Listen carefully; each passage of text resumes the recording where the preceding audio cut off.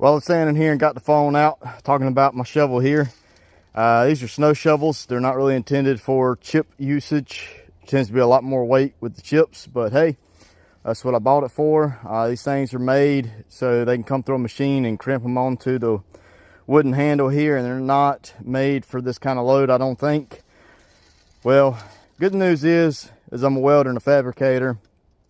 Bad news is this is just too far gone for me to put in the work it would take to put this back to where it needs to be and beef it up.